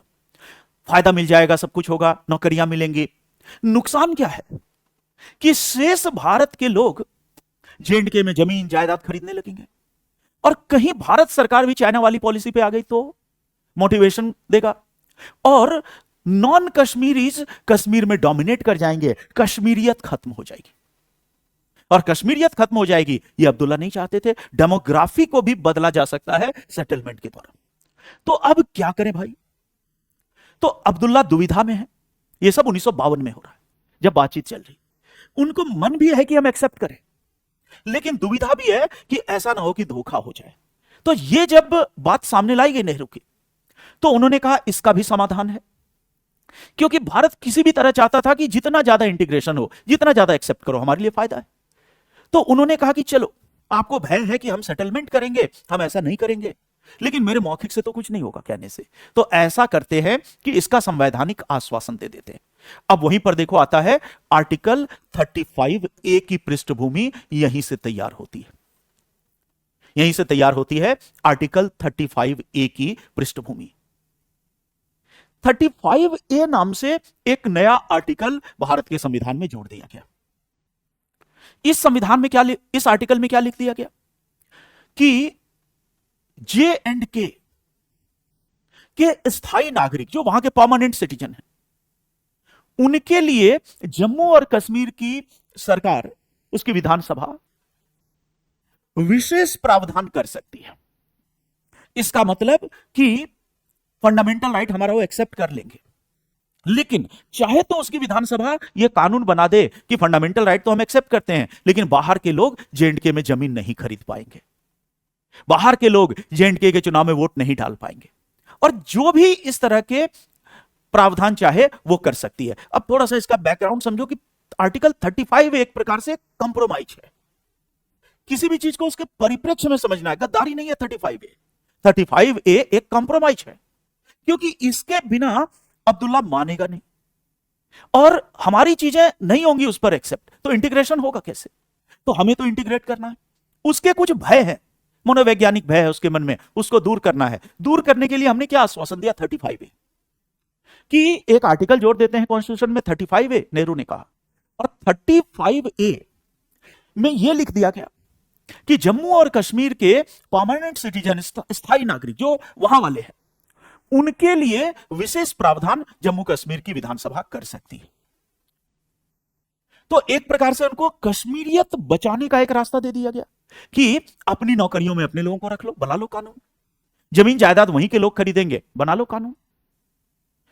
इस तरह के सारे जो भी आपको उचित है वो कर लो। अब ये अब्दुल्ला के लिए भी ठीक है, एग्रीमेंट हो गया। तो 1952 में भारत सरकार और जम्मू और कश्मीर के बीच एक समझौता हुआ और इसी को कहते हैं दिल्ली समझौता। तो याद करो, दिल्ली समझौता यही है जो 1952 में हुआ।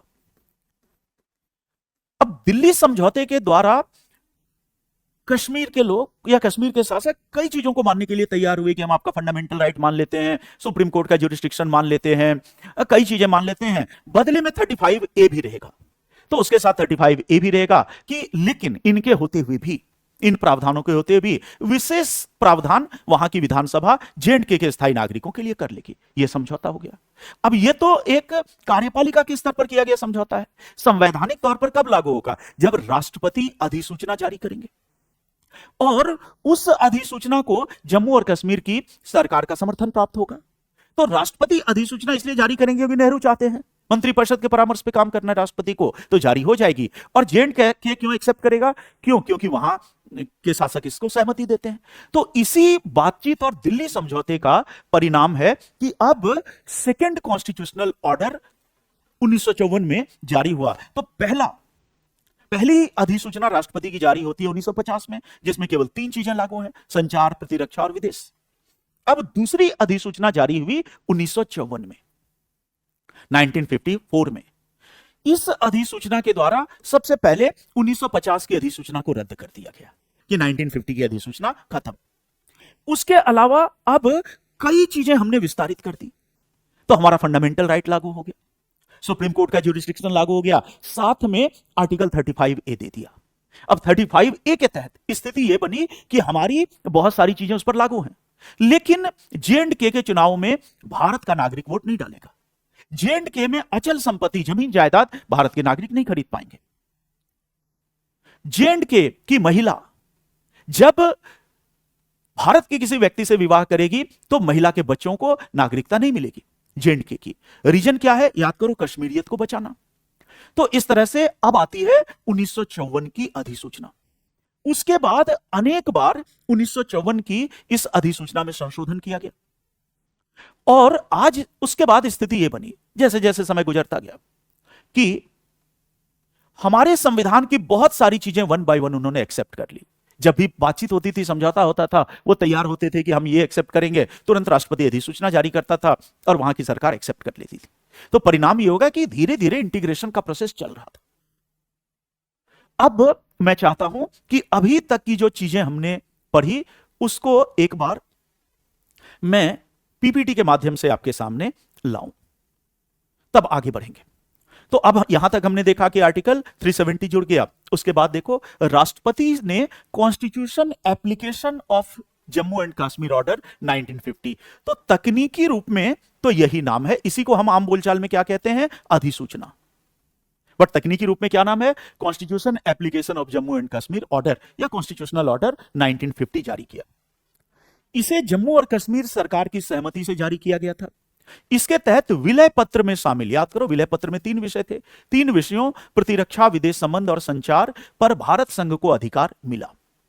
शेष विषय और अवशिष्ट शक्तियां जम्मू और कश्मीर राज्य के पास रही। 1951 में जम्मू और कश्मीर की संविधान सभा का गठन हुआ और संविधान सभा ने संविधान बनाया। संविधान सभा ने 1954 में विलय को मंजूरी दे दी। तो यह हो गया 1950 की अधिसूचना। बात है 54 की अधिसूचना। भारत सरकार और जम्मू और कश्मीर सरकार के बीच 1952 में दिल्ली समझौता हुआ, जिसके बारे में भी डिटेल में हमने जाना। इस समझौते के द्वारा भारतीय संविधान के कुछ अन्य प्रावधानों को जम्मू और कश्मीर पर विस्तारित किया गया। 1954 में जम्मू और कश्मीर की संविधान सभा ने जम्मू और कश्मीर के भारत में विलय और दिल्ली समझौते का समर्थन कर दिया। तो उन्होंने एक्सेप्ट कर लिया 54 की अधिसूचना को। इसके आधार पर भारत के राष्ट्रपति ने राज्य सरकार की सहमति से constitution application of Jammu and Kashmir order 1954, अब याद करो दिल्ली एग्रीमेंट, दिल्ली समझौते के बाद कॉन्स्टिट्यूशनल ऑर्डर 1954 जारी हुआ, जिसे राष्ट्रपति की अधिसूचना 1954 कहते हैं। इसके द्वारा राष्ट्रपति की 1950 की अधिसूचना निरस्त की गई। अब आते हैं फैक्चुअली कि 54 की अधिसूचना में क्या क्या था। नटसेल हमने बता दिया, बट यहां पॉइंट वाइज देखो। जम्मू और कश्मीर के नागरिकों को भारत की नागरिकता प्रदान की गई। मौलिक अधिकारों को लागू कर दिया गया, फंडामेंटल राइट्स लागू हो गए। सर्वोच्च न्यायालय का क्षेत्राधिकार लागू किया गया। राष्ट्रीय आपात, दो परिस्थितियों में युद्ध और बाह्य आक्रमण का विस्तार जम्मू कश्मीर पर किया गया। भारतीय संविधान में आर्टिकल 35A जोड़ा गया, जिसके तहत जम्मू और कश्मीर राज्य के विधानमंडल को जम्मू और कश्मीर के स्थायी नागरिकों के लिए विशेष प्रावधान करने का अधिकार दिया गया। यह कश्मीरियत वाला मामला है। अब आया कि भाई जम्मू और कश्मीर का स्थायी निवासी कौन होगा, तो इसको डिफाइन J&K करेगा। अनुच्छेद 35A के तहत जम्मू और कश्मीर को यह अधिकार दिया गया कि वह स्थायी निवासी को परिभाषित करे कि भाई कौन है आपका परमानेंट सिटीजन, उसको डिफाइन करो। जम्मू और कश्मीर का संविधान 17 नवंबर 1956 को लागू हुआ। इसमें स्थायी निवासी को ऐसे व्यक्ति के रूप में परिभाषित किया गया जो 1954 से जम्मू कश्मीर की मतलब स्थायी निवासी की परिभाषा की गई।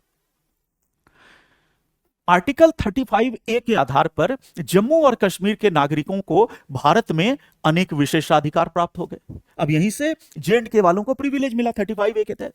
क्या? तो जम्मू और कश्मीर में अचल संपत्ति खरीदने का अधिकार केवल वहां के स्थायी नागरिकों को दिया गया। कश्मीरियत, जम्मू और कश्मीर विधानसभा में केवल स्थायी नागरिक ही चुनाव में वोट दे सकता है। जम्मू और कश्मीर में रोजगार पाने में स्थायी नागरिकों को प्राथमिकता मिलने लगी। अगर जम्मू और कश्मीर की कोई महिला किसी बाहरी व्यक्ति से विवाह करती थी तो उसके बच्चों को स्थायी नागरिक का दर्जा नहीं मिलेगा। उसके बाद लगभग 50 बार 50 टाइम्स राष्ट्रपति की 1954 की अधिसूचना को संशोधित किया गया और इसके परिणाम स्वरूप संघ सूची के 94, संघ सूची के 94 विषय और संविधान के लगभग 260 आर्टिकल, 260 अनुच्छेद, 260 नंबर नहीं, कुल में से 260 अनुच्छेद जम्मू और कश्मीर पर लागू हो गए। क्यों? क्योंकि सहमति बनती थी, एक एक करके हम लागू करते थे 54 की अधिसूचना को संशोधित करके। अब यहां पर एक बहुत ही महत्वपूर्ण मुद्दा आता है कि 35A को जम्मू और कश्मीर के संदर्भ में जोड़ा गया था, लेकिन आपको यह जानकर आश्चर्य होगा कि 35A को संविधान संशोधन की प्रक्रिया से नहीं जोड़ा गया। अब यह एक अलग पजल है भाई, क्योंकि भारत के संविधान में कोई भी चीज जोड़नी है या घटानी है तो उसके लिए हमारे संविधान के भाग 20 में आर्टिकल 368 है और 368 में संविधान संशोधन की प्रक्रिया है। पार्लियामेंट में उसके लिए बिल लाना होगा, फिर लोकसभा राज्यसभा दोनों विशेष बहुमत से पारित करे, फिर राष्ट्रपति हस्ताक्षर करे, तो पार्लियामेंट से पारित होने के बाद प्रेसिडेंट हस्ताक्षर करेगा, तब जाकर अमेंडमेंट होगा। लेकिन यहां ऐसी कोई प्रक्रिया नहीं हुई और 368 की प्रक्रिया का प्रयोग ही नहीं किया गया, बल्कि 368 की प्रक्रिया का प्रयोग किए बिना ही, अमेंडमेंट के बिना ही जोड़ दिया गया। भाई कैसे जोड़ दिया? तो देखो, J&K को विशेष दर्जा था और अगर 368 में प्रदत्त संविधान संशोधन की प्रक्रिया को अपनाए बिना भारत के संविधान में आर्टिकल 35 में जोड़ा गया तो इसका संवैधानिक आधार क्या था? इसका संवैधानिक आधार था article 370 clause 1 sub clause D. इसको ठीक से रखो, क्योंकि आगे भी जब हम पढ़ेंगे कि विशेष दर्जा समाप्त कैसे हो, वहां यह पुनः आएगा। हमारे संविधान में आर्टिकल 370 में था 370 क्लॉज 1 सब क्लॉज डी। अब 370 का क्लॉज 1 सब क्लॉज डी यह कहता है कि भारत का राष्ट्रपति, पार्लियामेंट की बात नहीं है, भारत का राष्ट्रपति जम्मू और कश्मीर के संदर्भ में, केवल किसके संदर्भ में? J&K, अन्य राज्यों के लिए नहीं। भारत का राष्ट्रपति जम्मू और कश्मीर के संदर्भ में भारत के संविधान में कुछ बदलाव कर सकता है। तो यह पावर किसको है? प्रेसिडेंट। किसके परामर्श पर? मंत्रिपरिषद। इसका मतलब प्रेसिडेंट कॉन्स्टिट्यूशन में कुछ चेंजेस ला सकते हैं केवल J&K के संदर्भ में, उसके लिए अमेंडमेंट की जरूरत नहीं है। और अगर प्रेसिडेंट ऐसे चेंजेस लाते हैं तो ये चेंजेस J&K पर तभी लागू होंगे जब J&K की सरकार सहमति दे दे। इसका मतलब कि 370 क्लॉज 1 सब क्लॉज डी कहता है कि भारत का राष्ट्रपति जम्मू और कश्मीर के संदर्भ में भारत के संविधान में कुछ बदलाव ला सकता है। यह बदलाव जम्मू और कश्मीर की सरकार यदि सहमति दे दे, स्वीकार कर ले, तो जम्मू और कश्मीर पर लागू होगा। तो इसी 370 क्लॉज 1 सब क्लॉज डी में प्रदत्त शक्ति का प्रयोग करते हुए नेहरू की मंत्रिपरिषद के परामर्श पर डॉक्टर राजेंद्र प्रसाद राष्ट्रपति ने आर्टिकल 35A भारत के संविधान में जोड़ दिया। दिल्ली समझौते में पहले बात हो चुकी थी, तो उन्होंने जोड़ा और J&K ने इसको एक्सेप्ट किया, और इसीलिए 35A की ये कॉन्स्टिट्यूशनल वैलिडिटी और इसका रीजन है। तो 35A विशेष दर्जे को और ज्यादा मजबूती देता है, और 54 की अधिसूचना इंटीग्रेशन को मजबूती देती है। तो यहां तक हमने यह जान लिया कि जम्मू और कश्मीर का विशेष दर्जा क्या है, जम्मू और कश्मीर का विशेष दर्जा क्यों है, और जब विशेष दर्जा प्राप्त हो गया तो आर्टिकल 370 क्यों बनाया गया, और फिर 1950 की अधिसूचना क्या है, 1954 की अधिसूचना क्या है, और आर्टिकल 35A क्या है। तो अब ये जो अरेंजमेंट है, ये अरेंजमेंट 2019 तक चला, 18 तक चला, 19 में इसको बदला गया। तो यहां तक हमने J&K के समग्र विश्लेषण टॉपिक का एक प्रकार से एक आयाम देखा। अब इसका दूसरा आयाम है कि विशेष दर्जे को अभी मोदी सरकार के दौरान समाप्त कैसे किया गया, वो भी बहुत बड़ी बात है। उसके भी कई संवैधानिक पहलू हैं, और सुप्रीम कोर्ट में जजों ने जो निर्णय दिया वह निर्णय क्या है, उसका एक एक बिंदु पॉइंट वाइज क्या है। लेकिन यह वीडियो काफी लंबा हो चुका है, मैं भी थकान महसूस कर रहा हूं, आप भी शायद देखते हुए थकान महसूस कर रहे हैं। तो यह इस वीडियो का पार्ट 1 है, और इस वीडियो का पार्ट 2 कल रिलीज होगा। तो ज्यादा विलंब नहीं करना है, ऐसा नहीं कि आज वीडियो आ गया तो 15 दिन के बाद आएगा। इसका पार्ट 2 आपको कल ही मिलेगा। तो आज आप पार्ट 1 को देखिए, एक बार, दो बार, तीन बार देखो, अच्छे से समझो। अगर पार्ट 1 ठीक से समझ में आएगा तो पार्ट 2 समझने में और आसानी होगी, क्योंकि उसमें जानेंगे कि विशेष दर्जा खत्म कैसे हुआ, कॉन्स्टिट्यूशनल ऑर्डर 272 क्या है, कॉन्स्टिट्यूशनल ऑर्डर 273 क्या है, सुप्रीम कोर्ट का फैसला क्या है। बहुत ही असाधारण और ऐतिहासिक फैसला और बहुत व्यापक फैसला है। लेकिन उसके लिए जरूरी है कि आप इस वीडियो को ठीक से देखें, मनन करें, इसके नोट्स तैयार करें। और एक काम और है जो बताने की जरूरत नहीं है कि थोड़ा सा बटन भी दबाना है। कहां पे बटन दबाना है भाई? शेयर वाले पे, ताकि ज्यादा से ज्यादा लोगों तक ये वीडियो पहुंचे। चैनल को आपने सब्सक्राइब नहीं किया है एम कुमार एकेडमी के, तो चैनल को फटाफट सब्सक्राइब कर लीजिए, एम कुमार एकेडमी यूट्यूब पर। और ये जो पीपीटी है, और कल के वीडियो का भी, कल जो आपके सामने अपलोड होगा उसका भी पीपीटी, सारा पीपीटी आप कहां से डाउनलोड कर सकते हैं? मेरे टेलीग्राम चैनल पर। तो टेलीग्राम चैनल से आप पीपीटी भी डाउनलोड कर लें। तो बेहतर है कि टेलीग्राम चैनल को ज्वाइन करो, एम कुमार एकेडमी के चैनल को लाइक भी कर दो, सब्सक्राइब भी कर दो। अगर आपको पसंद आ रहा है तो, पसंद नहीं आ रहा है तो मत करिए, बट अगर आपको लग रहा है कि बहुत प्रयास किया जा रहा है, मेहनत किया जा रहा है, तो करना चाहिए। लाइक करो, सब्सक्राइब और शेयर भी करो अगर तुम्हें यह लगता है कि ये वीडियो अच्छा है, इसमें क्वालिटी है, गुणवत्ता है, फालतू की बकवास नहीं है। तो आप इसको अगर ऐसा फील करते हैं तो जरूर शेयर कीजिए, तभी तो डॉक्टर मंजेश कुमार का चैनल थोड़ा विस्तारित होगा, वो भी एक सोच है, और तभी तो मेरा मोटिवेशन बढ़ेगा, तभी तो मैं रेगुलर इंटरवल पर इसी तरह रिसर्च करके, वर्क करके आपके लिए वीडियो लाऊंगा। तो आज के इस वीडियो को मैं यहीं पर समाप्त करता हूं, इस मैसेज के साथ कि इस वीडियो का पार्ट 2 कल अपलोड होगा और कल आपके सामने वो वीडियो आ जाएगा। तब तक सभी लोग स्वस्थ रहिए, सुरक्षित रहिए, प्रसन्न रहिए। Thank you. जय हिंद।